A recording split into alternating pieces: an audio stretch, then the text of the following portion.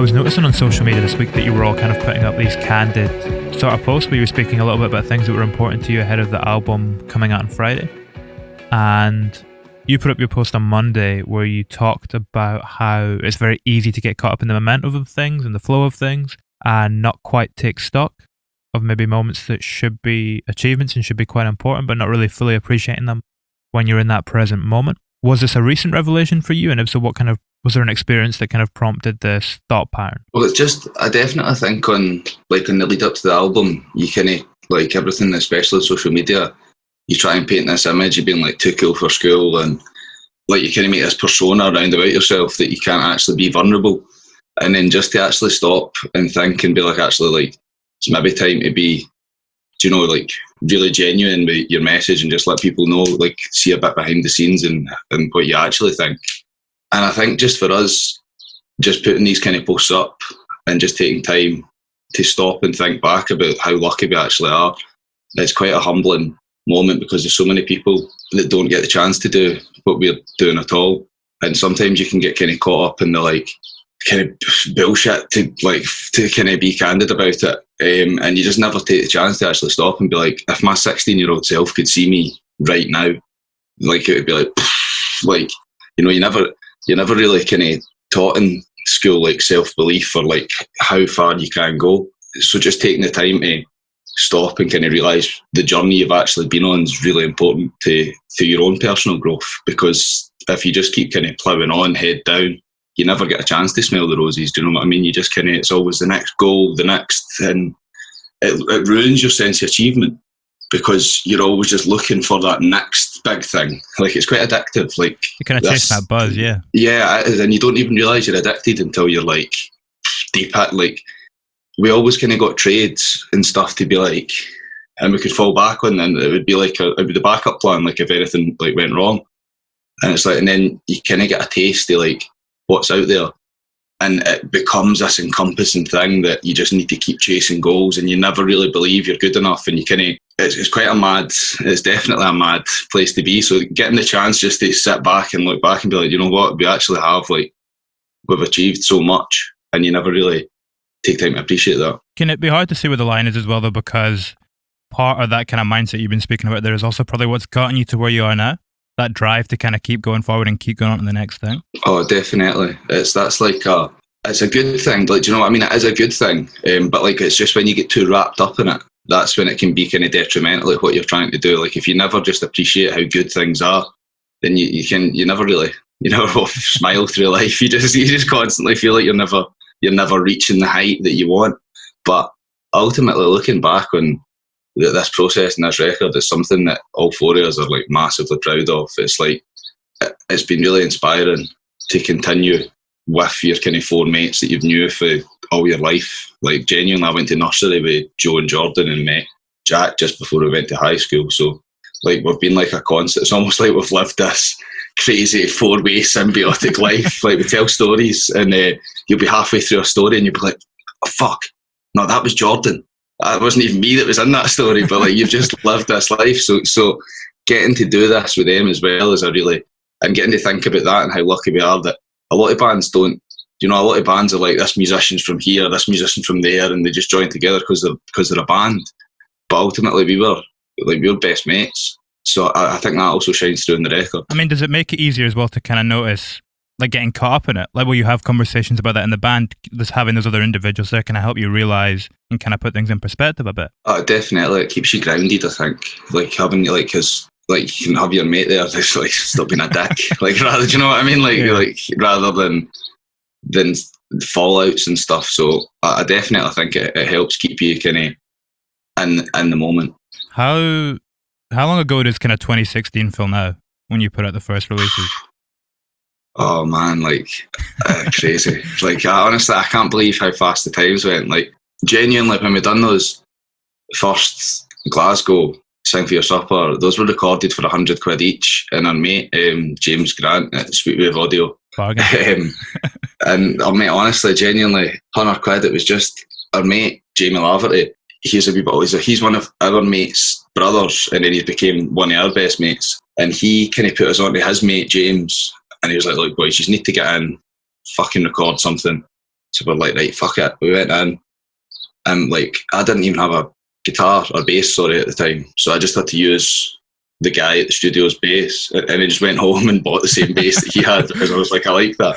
So like, for there to kind of the stage we're at now in studios, it is night and day. But like, without those recordings, we'd have never been anywhere near. It's crazy what like 200 quid can actually do, because those recordings went on to do like multiple million streams on Spotify, and really like got us the fan base, got people behind us. It just all started to climb after those releases. So going back as far as that now genuinely feels like a lifetime ago, because so much has happened in the time. But it's night and day. You're saying there, about the importance of recording. I think as well that it kind of shows you the power of the song. You can record something for 100 quid and it can still have that reach. Oh, 100%, definitely. And that's kind of obviously like, you get quite wrapped up seeing studios like with like, oh, this one guitar sound, or this one bass sound, or oh, what does that snare sound like? And see, in reality, fucking people don't care. Like, if the song's there and the song is strong enough, it'll always shine through. And we're quite guilty sometimes of spending too much time trying to polish something that's already ideal, like it's already kind of where it needs to be. But definitely recording this record, I think we're getting much better at realising that personally, because you kind of think, especially see that the first time you're in a high-end studio, like we were like, so much stuff, he's got fucking a little bit of keyboards on it, do you know what I mean? Like, you're just running about fucking touching stuff and like shaking shakers, and like you just feel in the toy shop. Yeah, definitely, mate. And you kind of think all this stuff needs to be on the track, and in reality, you're right. Like, if the song's good enough, it'll always shine through. I mean, it's like Don't Forget It Punk. Like, that's a self-produced one on the record. Well, that's it. Well, Jack has got a great ear, and he's really he's got great vision as well. So that track, it started off, we were in New York, in Brooklyn, with Inflow, producer Inflow. It was quite an emotional experience, and there was a lot of like the band getting chucked out the studio, and it was kind of always up in the air, and we were drinking all. It was just a bit fucking carnage. And I was outside in the kind of hall space, and they just came out with this kind of chord loop, and Jack was like spitballing kind of lyrics. It's almost like a diss track kind of thing. But then it never really reached the version that we intended at that session. So then months passed, and we were just in our own studio in Glasgow, and we were just trying to find inspiration and find ideas. We were trying to fire stuff on, and then Jack was like, let's go again, and let's record this. Do you know what I mean? It's always been niggling at me. And we smashed it down. I think it was one day. I think we took 1 day recording, and then the rest was in the mix and a master. And that was then, obviously, Jack and our sound tech took care of that, and then it went to another boy for mastering. And it was just massive. Like, it just sounded like everything the New York session, that song in the New York session should have sounded like. So it was kind of a no-brainer, just to get it on the record. It's part of that maybe as well, you're sitting there, he's kind of spitballing ideas on it. Is that about kind of capturing that raw energy and the kind of spark of that moment? Well, that is to be honest, when we first met Inflow, we didn't understand the beauty in that. And that's probably why the sessions didn't turn out exactly how we'd planned, because we weren't maybe as open to learning as we are now. Because we've had a long period of reflection between every session, that you kind of think you're going to fucking smash your record out. It's going to be 3 weeks. You've got to be like fucking Oasis. It's going to be like boom, boom. Songs are down. Right, release it. Boom, it's out. And in reality, it took us 3 years. So that reflective period, the seeing the beauty, just capturing the raw vibe, and like, you can put 100 fucking effects on something, but you can never capture that raw vibe unless it's in the moment. So it really did highlight to us how important that was. Even just parts like spitball and lyrics is amazing, because it's kind of like, it's almost like Jack is like speaking from his subconscious. So it's like just fucking these ideas start coming out that you don't even realise are happening. And it's quite a crazy process to be part of. And especially when we do it in our studio, it's just a case of like, right, we need drums down, then everybody's running over, cables are getting put in. It's like, right, the beat's down, right, fuck, right, bass, and then we'll run. It's like everybody's like, we don't know how to set nothing up. So it's like cables plugging into one place, into another place, just try to get the fucking sound captured. And it's quite a high energy experience, and it definitely is always captured when you work like that. It's always captured, which is fucking class. Are you always recording? Do you always kind of have someone running to kind of catch those ideas? There was a period that we were all the time, but just through the kind of promo cycle we're on now, the room's a bit fucked. We've priced up, like, I know you're in a vocal booth at the minute, but we've priced up kind of all the materials to build a vocal booth and kind of a drum room. So I think we're going to do some work over the next couple of months in the studio and just try and get it to a place that it's totally ready at any point just to kind of practice or capture sounds. It's interesting as well, that kind of experiences that you've had, being able to kind of grab a hold of the raw sound and capture that. Does that kind of prepare you for reworking or re-recording rather something like Glasgow or Sing for Your Supper, being able to try and capture the intimacy of that moment? Well, definitely with Glasgow, I would say we all kind of knew going in that those two tracks were going to be the hardest to crack on the record. We knew how much they meant to fans already. And it's quite a fickle thing you're playing with there, because when somebody has such an emotional attachment to something, it kind of becomes theirs in a way. So it's like you're kind of trying to redo something that doesn't really belong to you anymore. So we knew that we had to kind of approach those with caution, and we kind of waited. I think we'd done a version of Sing for Your Supper in the first Tony Hoffer sessions when we finished the mixtape EP, but it wasn't quite there. And then fast forward maybe 6 months or something, and then we done Glasgow again with Tony Hoffer in London.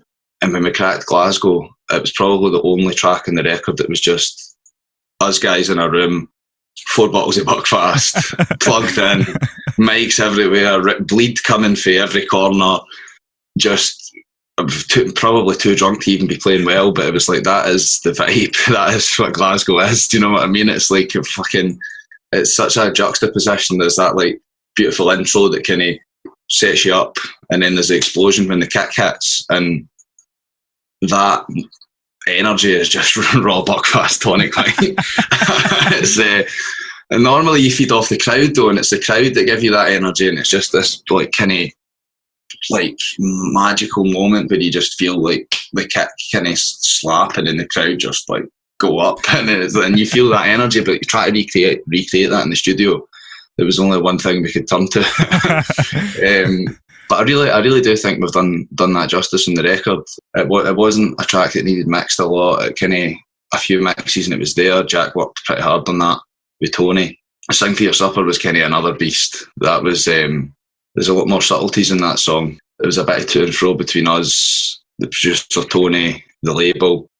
I think Jack had a bit of a nightmare trying to get it over the finish line, but once it was there, it's quite undeniable. It's got all the kind of raw beauty of the first version, but just a bit more anthemic almost. Like it's kind of like this, it's kind of like with these tracks, they sound the way that you would have recorded them if you had the ability at the time, rather than just throwing stuff at them that they didn't need. And I think there's an honesty to that. Yeah, it feels like it's got more scope to it, and it's just a little bit more difference between where it's at its quietest, most intimate moments, and where it's at its biggest kind of towering sheer, Mm-hmm. Mm-hmm. Does Glasgow close side 1 on the record? That is on the vinyl. So Glasgow's track 6, it's 13. It's either that closes it or No Place I'd Rather Go. I was looking at the structure and it's quite interesting that I think, or maybe it's not exactly split, but pretty much you begin each side with quite an intimate kind of opening track. Each side is kind of ended with the big kind of classic closer from your history, and then there's kind of all the bangers in between. At what point did that kind of structure emerge, like during the process for like assembling the record? Well, that was kind of a bit of to and fro as well. Like you always you're so used to sculpting sets, like live sets, and you kind of want to take the audience on a journey. So this in itself is kind of like sculpting the same kind of thing, like you're trying to take people on a journey. With Top Deck, it started, I remember the discussion, it was really just a shocker. We wanted to kind of like, do you know what I mean? We're kind of known for like big bangers up in the air songs. So it was just like that for us as well. It was one of the first songs I can remember from when we were about maybe 17. The first verse was kind of penned when we were about 17. And then Jack finished it just last year when we were recording the record. So it felt like it was almost like the most fitting track, because it had like elements right from our youth, and it kind of took us right up to the journey right now. And then that's when the album kind of like, that's when Always, it kicks in with Always, and it's like, right, here we are now. So we definitely felt with that track we kind of wanted to shock people and kind of throw a bit of a curveball in. I got a cellist, on the track as well, which was pretty fucking cool. To almost create a little bit of tension as well, like it kind of builds that anticipation. Yeah, definitely. It kind of leaves people not wanting more, but almost like confused. So then when it always kicks, it's just like, here they fucking go. Like, you know what I mean? Like, it's just like a total difference sonically and message. Definitely, it builds anticipation. Do you think about that a lot when you're kind of working on a record? These kind of moments that are going to, punctuate it and kind of hit people and affect them in that way. Well, to be honest, with just this record being our first record, I think we've thought about everything in like every way you could think about it, because like we've been working on this for, like, I know I've said 3 years, but it is literally your full life. Like you always say, you get your full life to do your first record. So like you kind of think of these different dynamics all the way through, and then you chop and change your ideas, and eventually like this record kind of just, it went from not being to just being, and it was like, and there it is, and it just was suddenly there. And it wasn't like, not through wanting hard work and like we grafted, but I don't think we really realised it was there until it was literally there. I know that sounds like such a wanky thing to say, but it genuinely is true. Like it wasn't like we planned it like that, that's definitely for the record, because especially during with as much period of reflection as well with lockdown, we were recording, and every time you do a new song, you want the new song on the record. So there was a bit of arguing with the label to the point where they were kind of like, look, we need to be pushing, this is your debut record, it should be like the best of the Snuts, not like the most recent song the Snuts have recorded. And it's like, you can't really fucking argue with that, to be fair. At the same time, like you say, you want it to kind of span the full trajectory. You need to kind of have stuff at this recent end so you can kind of get that full scope to it. Definitely. Well, that's a big thing. We definitely thought about this through the record. We did not want this to be an open and closed door indie guitar record that, like, when a band releases a record that every song is the same and it feels like one kind of body of work. It is amazing, and I love listening to that. I love the journey of that process. But I feel, especially with a debut record, and especially in 2021, that locks you into a certain kind of style of fan that just kind of want you to release this music, and that's the only music you can release. And we were very, very conscious through the record that we never wanted to be kind of pigeonholed into, all they do is like lad music, or all they do is like soppy songs, like, or even production wise, it's like, just, it's 2 guitars and a fucking bass and a drum.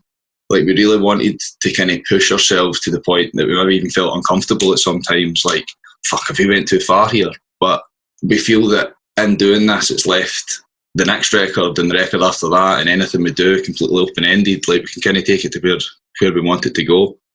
Ultimately, people, especially in indie music, in guitar music, they take great ownership of a band and the music that they kind of release. And you can only really release the music that's in your head, and if it changes, it changes. Do you know what I mean? You can't, like, to force yourself into doing a style of music is quite strangling. So we kind of definitely consciously made the decision to just take it as far as we could at any point. If we gain fans, we gain fans. If we lose fans, we lose fans. But no risk, no reward kind of thing, if you get what I mean. Yeah, I think it's like that Bowie quote. It's once you feel like you're out in the deep end, that's when you're doing something right. Oh, definitely. And there's was points in the record that were like, is this it? Should we even be here? Do you know what I mean? Like, you feel imposter syndrome quite a lot as well, and you're like we shouldn't. Like, you look at people like David Bowie and fucking the Beatles, and like, especially I watched quite a lot of interviews, especially with Bowie and the Beatles, and they just seem like they're so meant to be there. Like, everything they say seems so wise and spiritual, and like, it's like these guys have like a direct fucking core to music. And sometimes you feel definitely that you're out your depth, but like they said in that Bowie quote, it is when you're out your depth that you definitely create your most, and especially when you feel vulnerable, you kind of tap into a place that you didn't even realise you had in you to create, which is pretty special. I sound like a wank. I'm like, oh fuck, I'm going to walk this, I'm going to listen to this back, I'm going to fucking regret saying all that. Charged up on coffee on a fucking Wednesday morning. That's a really interesting idea, though, that kind of feeling of what you're saying there, where you didn't know that you had it in you to create that. Do you remember a moment on the record, or a moment when you were recording, where you kind of felt that most? and it became really apparent to you in the moment that you were kind of surprising yourself in that way? I would say probably during, I don't know, there's been probably lots of different points in the records, to be honest. One that I don't know if it really was that, or more like it was just kind of surprising on like, what if you gave a producer all the ingredients, what they could throw together too. Like, definitely I would say Coffee and Cigarettes is kind of a song like that kind of made you realise, shit, we can do stuff like this. Do you know what I mean? Somebody Loves You as well, to an extent. That was kind of a song that you're like, you never really expected to come out the way it did, and then it kind of did. But going back to Coffee and Cigarettes, that was the last day we were in my inflow, and it had been an emotional roller coaster. The full fucking, we went for originally a week or 2 weeks. After the first day, he put us all at the studio and told us it wasn't going to work, and we were to just go home. We just took like a 12-hour flight to LA. So we were like, fucking, this was the first time we'd been in a proper studio as well. So it was like, fuck, we fucked this and that. Went home, went back to the hotel, and we were fucking depressed. And then Jack got a call asking him to come back in, and then he went back in, and it was just the full 3 weeks, and then we got kept an extra week, and then another extra week, and it was a fucking up and down the full time. And on the last day, we went in. Jack got a phone call at like 4 a.m. from Inflow to write a song like Bob Dylan. So he sat up and just started fucking just writing lyrics. But we got called out of the studio, and their flight was in about 7 hours from this moment. And he just shouted Jack in, get this vocal down, like, which is mental because they had no music to sing to. So he like got this vocal down, just like him and an acoustic guitar. He's like, right, get the bass in, got the bass in, so I fucking threw the bass down, get the drums in. And it was just so fast at happening that you never really got a chance to kind of stop and even think about where you were. But like, you felt so vulnerable because you were just getting told, fucking do this, and and you just started doing stuff, and you didn't have 2 minutes to think about what you were doing. And then we were back in the studio, and then we never ever heard the track. Then we literally, for that point, we left and fucking got in a taxi and left. And we were like, that was mental. Like, it was like the most crazy fucking 6 or 7 hours of the full session. And then when we got landed in Scotland, we got the voice note through, like the wave file, Coffee and Cigarettes, and it was fucking crazy. And we were like, fuck this and that. This guy's this is mental. None of us liked it at all. Like, and then we sat on it for months. And then it was like do you know, like the fucking Ring in Lord of the Rings or something that just kind of like sits in the background and it keeps calling you to listen to it and listen to it. And like everybody was kind of listening to it. And then it got to a point where we're like, actually, that's fucking brilliant. Like, that is brilliant. And it really, that was like a true, and at the time, it doesn't feel as much a risk now, but that was like a true risky, feeling totally vulnerable, not knowing what people were going to think, not knowing if it changed the trajectory of the band we were. But we still felt we had to release it because it was just something special. I think you really get a sense of what you were saying there about process of what led to it. Like, that song, it doesn't hang around like it's one thing and then it's on to the next and it's on again. Like, it keeps kind of moving like that in a similar way to what the process was. Oh, definitely. Well, that's it. It's like you can feel the urgency all the way through the track. Like, it doesn't, even when it breaks, it's just a drum solo for like 8 bars, and it just kicks back in. It's not even 8 bars, it's 12 bars or something. It's a regular timing. Not in a regular time, but in a regular amount of bars. So it's like, it just is this total journey that completely reflects the process of recording it and the vulnerability that we felt in recording it, releasing it, mixing. Like, every stage you kind of felt, oh, is this the right thing to do? And ultimately it paid off because it kind of forced us to start, especially looking into, you know, like kind of like backing vocals and like really what you can do with pitch shifters, vocal effects. And then ultimately those kind of steps led us to Somebody Loves You. And that was kind of the version that people hear of that is very similar. It's a bit poppier than the demo we originally done. But that's just kind of the way things go when you're working with, like, when it's kind of a melting pot of ideas rather than just one person driving it. But the version that you hear on the record is very similar to our demo version. And without taking those risks and without that kind of thing that you talk about being at your depth with Coffee and Cigarettes would have never led to that point, which is quite nice. That's, you were saying you weren't sure at that time with Coffee and Cigarettes how it was going to change the trajectory of the band. It sounds like it changed it in the sense that it made you kind of more free and open to do anything? Oh, definitely. Definitely. It was tracks like that. And it really wasn't. Looking back now at the time with Inflow, the full process kind of led to that. And I don't think we realised how much we were learning in the moment. And that takes me back to even the first point you made about being in the moment. The things we were learning there were almost entirely subconscious. And it's only kind of as you mature as an artist and you look back at the lessons you were learning, you actually realise the weight that I had on the rest of the record and the weight that I had even in the way that we played with each other, the way we wanted to record music, the way we wanted to sound.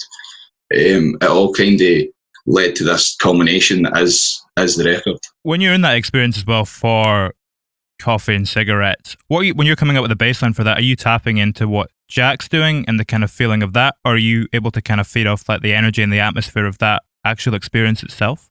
To be honest, most of the bass line to Coffee and Cigarettes is just genuinely following the chords, all the way with a run at the end of kind of every second phrase. So like a track like that, sometimes, and it's the same with Punk as well, the bass line just follows the chords, and like I see a track like that there is so much going on and it's like crazy and up in the air. Like you always, well, me personally, and it's definitely something I've learned on this record, like I always try and do as much as I can. And in tracks like that, you don't need to do as much as you can. Everything else is doing as much as it can. Do you know what I mean? The drums, the backing vocals, the fucking lyrics, everything's sitting up here. So in songs like that, you need to take a back seat and you need to let the song do the talking and just fucking follow the chords. And it through all my life, I was like, you can't just follow the chords. That was like my fucking ethos. And that's just ego. It's like an entirely egotistical thought process. And that's something that obviously Flo taught us as well, is to, like, you kind of need to strip away your ego when you're making a record. And I know that sounds again like a fucking massively wanky statement. And your ego does help at points because it puts you onto the right thing.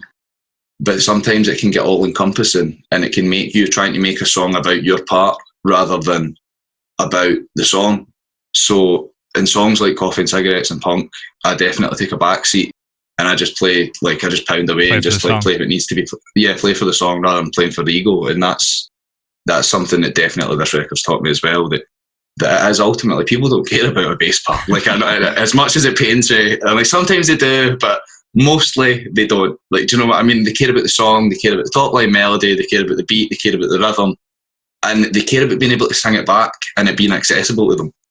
So with a track like that, it definitely is. It's time for the instruments to kind of take a backseat and let the song do the talking. And I feel everything kind of weaves in and out each other pretty tastefully with Coffee and Cigarettes, and that is down to the producer Jack's mix of the song, because I know it was quite a hard one to get in a place. And with Tony Hoffer mixed that track, but Inflow produced it, and Inflow got a co-write on it because he really did kind of show us the way with that track. You were saying there that, you know, the bassline kind of has to play for the song, but if you think about someone like All Your Friends or even Juan Belmonte, both of them, the bassline's the thing that the crowd's kind of singing back. Definitely. Well, that's it. We'll see. All Your Friends, that was actually built around that bass line. So it's almost like the style, the way that you write the track directly affects like what can kind of take precedence. So that the bass line was the first thing we had in that track. I was kind of in the corner of the room just playing to myself. Like, I don't even think I was plugged in. And Inflow was about maybe like 15 metres away from me over there, and I just played like bum, bum, bum, bum.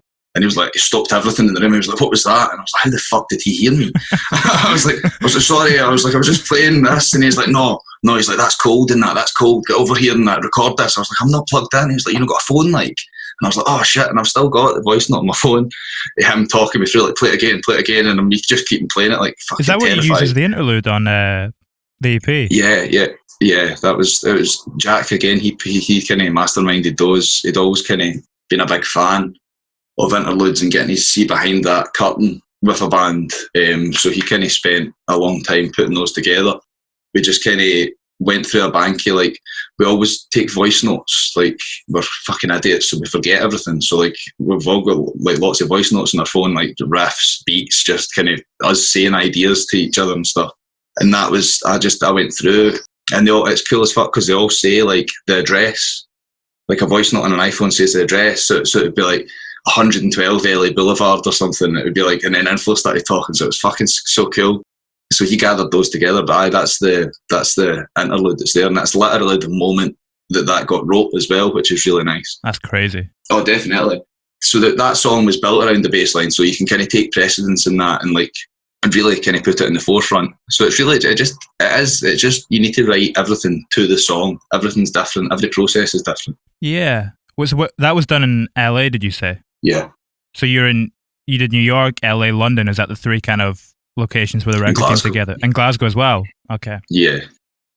So it's it was quite nice, the kind of journey through the record, because when we first got signed and we found out we were going to LA, it was like your 16-year-old self's dream was being realised. It was like, oh, this has got to be so fucking good. It's got to be I don't know, you kind of think it's got to be like a holiday, because before, when we were recording, it was literally we had the song, we had the parts, somebody pressed record, you recorded it, they took it back, that was the song, it was done. Whereas this was a much more kind of arduous kind of vibe extraction process in LA. New York was very similar. Then when we were in London, that was a much more refined process. We were in London with Tony Hoffer, Rich Costy, and Richard Woodcraft, who's the mixing engineer in the Warner Studios, but also just an absolute legend of a guy. So we spent a lot of time, once we came over for the States, in London and Glasgow, kind of refining all these vibes and ideas and tracks to an extent. Some tracks got completely, that we wrote in LA, got completely re-recorded in London and Glasgow. So whereas inflow was kind of snap, snap, snap, right, let's do this, let's do this, let's do this. When we were over with Costy, he was super efficient. He knew exactly what he wanted when he wanted it. It was almost like you had an appointment to do your part and kind of say your piece, and then your appointment was over and it was time for. And that was it was quite clinical. And then when we got with Tony, that was everybody in the room, everybody was having a laugh, good friends, kind of cracking jokes. It was a very happy kind of process. It was sometimes it wasn't the most efficient process, and but just for kind of the isolation, LA and New York, and then even to the Costy sessions, when we came over to London with Tony, it was really kind of bringing the band back together, getting everybody in the one room, kind of refining these ideas that we'd had. And also Tony kind of taught us to find our own feet, find our own way of doing stuff. And if you wanted to put something on the track, he would sit back and let you try and put it on a track for 4 hours. And then see after the 4 hours, when it didn't work, he would just be like, told you it wouldn't work. And then you go again. And it was it was almost like a cleansing process from the original kind of sessions in New York and LA, because they felt very, not totalitarian, but you didn't feel like we were even behind the curtain at points. It just felt like you were like a sample pad. It was whereas Tony kind of brought everybody back together. Everybody had lunch. Do you know what I mean? It was really you'd have a few beers, you'd have lunch every day. It would be these massive kind of group moments. And I really feel that then transpired onto the record as well, for tracks like Glasgow and Sing for Your Supper, that are totally about camaraderie, your best mates, about being there together. I really feel there was no other guy to kind of do these tracks apart from Tony. Do you think what you were saying about LA as well, where you kind of get caught up in it and it's a bit crazy, not fully in control all the time, does that kind of tie back into what you were saying about the studio being a place where there isn't any ego? If you kind of have that experience, does that kind of completely remove ego and just get to the raw stuff? 100%, definitely. That's the kind of place that you maybe don't feel like you're in control of everything. And that's good sometimes. It's good to not be in control. It's really sometimes you can strangle something if you hold it too tight. Do you know what I mean? It's like a pigeon. You need to hold it at just the right kind of. Do you know what I mean? Yeah. You need to hold it, or you either kill it or it flies away. Definitely, and the destruction of ego in those sessions definitely led to some great points, but it also led to when we were back not being a rudderless ship for 6 months, because we felt we couldn't create ourselves anymore. But then once we came back through the back end of that, we kind of found our feet again and kind of realised that everything that was done by us, even if it was an extractive process to get it. So once we'd kind of almost healed from that, we'd never kind of felt in better stead to keep progressing. Had you healed when you went into the studio in London? Had that already happened before you went in there? I would say so. I'm trying to think of the timeline I'm pretty sure we done punk after that process. So I would probably say in London that was the kind of final part of like really realising that we still had a grip on things. And then we came back and recorded punk. We kind of self-done punk.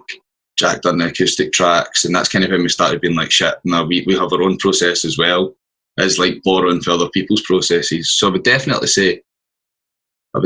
say by London we were getting there. Like throughout all these different kind of recording processes and all the styles that you're spanning on the album, it still feels very distinct and feels very the Snuts. Mm-hmm. Why do you think that is? It no matter what you do, it still feels very kind of you, no matter what?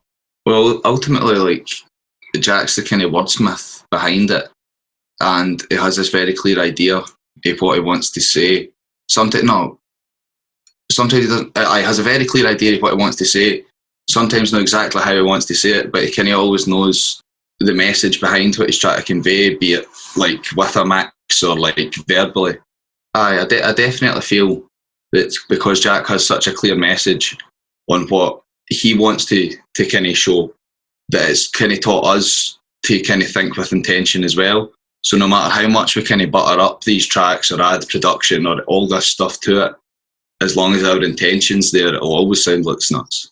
Do you know what I mean? Because we are all on the same page, kind of pushing this one agenda. So as long as that is the ethos behind it, then it's kind of hard to lose that within a track or an album or an EP, whatever. Like, do you know what I mean? That is us. Do you think about that kind of core message that surmises the song quite a lot when you're deep into the process? Is that what you kind of keep coming back to ensure it's kind of centered around something? See, I actually don't think so entirely. I know Jack definitely does. But when it comes to parts and that, he's like, we're also like, in a band, obviously, you kind of always need like the choir master who has the vision of what they want, and it tends to be the main songwriter. And then everybody else slots in with their personalities and their ideas around that core idea. And sometimes you speak about it, but sometimes it just naturally, and you normally find it's those moments where everybody's on the same vibe anyway, subconsciously without even speaking about it, that's the rawest, kind of purest form. And when you get it like that, and it's actually not a lot of hard work. It's when you start overthinking parts and you start being like, oh, I'm trying to intend to do this with this fucking guitar line, or that's when shit starts to get a bit convoluted, and it leads to sometimes too much discussion as well. Kind of just leads, not in an argument, but like too many different ideas in the one pot kind of detract for the main goal. I mean, maybe it comes back to what you were kind of saying about LA again earlier, that if you're kind of that caught up in the process, you don't have time to overthink. You are just getting straight to the raw thing. Definitely. It's kind of, it all kind of works towards the one thing, definitely. Can you put like measures in place when you're working in Glasgow to try and achieve a similar thing where you don't overthink? I think we all just try and stay as frantic as we can. Like, if anybody's ever sitting, genuinely, like, if everybody's ever sitting for 5 minutes in a guitar part and it's not coming, it's like, right, get the fucking guitar off, right, put the bass down, like, move away from that instrument, or, right, fuck it, pull that out of this amp that you always play with and we'll plug it into this old fucked speaker. Do you know what I mean? Like, we kind of consciously all stay aware if you can see, and we've known each other for that long, that you can literally see the look on somebody's face change as they start to overthink something, and you're like, nah, we just need to fucking pull the plug. Let's, you know, it's like Flatliners. You just have to like pull the plug and just move on to the next thing. And then when it goes back, sometimes maybe the bass line will inspire a totally different guitar line, then you take the bass line away, or like a drum pattern will kind of provoke a melody, and then you take the drum away, and then so we kind of keep consciously stripping back and kind of, or you record, like, say, take away the kick drum and you have to record the kick drum on a tom, and it just gets you moving and gets you putting your hands in places they wouldn't normally be. So we're all kind of massively conscious of that, and that is definitely, reflecting back, like, that is 100% influence that kind of showed us those methods. It just like make you feel uncomfortable. Like, I played with a plectrum before I went to LA, and he just didn't let me play with a plectrum for 3 weeks. I just wasn't allowed to. There wasn't a plectrum in the studio. Do you know what I mean? Like, just things like that, and it just means that you stop being able to overthink and you stop being able to think about a part because you're just really trying to play as well as you can with the materials that you've got, rather than the things that make you comfortable. Yeah, I mean, it comes back to like that Bowie quote we were talking about. Once you're in the deep end, eventually after a bit of time, you become accustomed to that. And then suddenly what was the deep end is now your comfort zone. And you keep progressing and progressing, and it goes on and on. 100%. Like, do you know what I mean? You just become like a stronger swimmer, and like no matter what kind of current comes against you, you can just always push against it, and you always kind of have the confidence in yourself to push against it rather than just give in and drown, because nobody else is going to save you when you drown. Do you know what I mean? There's no lifeguard sitting up there to fucking pull you out. It's like you either swim or you're going to drown.